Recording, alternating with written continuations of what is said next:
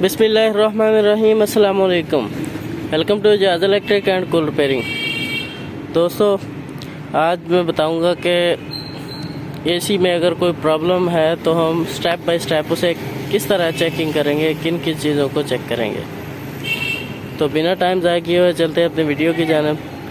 तो दोस्तों, हमने इसे आके ऑन किया है तो इसका आउटडोर कंप्रेसर नहीं चल रहा था, यानी कि ये कूलिंग नहीं कर रहा था। तो हमने इसके इंडोर की आउटपुट चेक किया। इंडोर आउटपुट दे रहा था। उधर से सामने से 2 टर्मिनल बने होते हैं जिनसे हम मीटर की मदद से चेक कर सकते हैं। तो उधर पावर आ रही थी हमारी, तो हम आ गए आउटडोर के पास।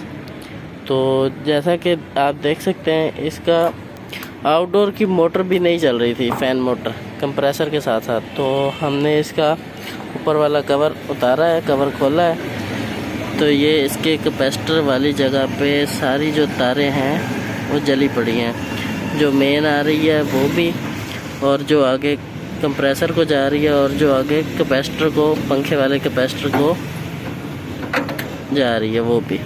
ये सारी तारें हमारी जली हुई थी, अलग-अलग हुई पड़ी थी। तो अब हमने देखा है कि इसका कैपेसिटर भी वीक है बिल्कुल।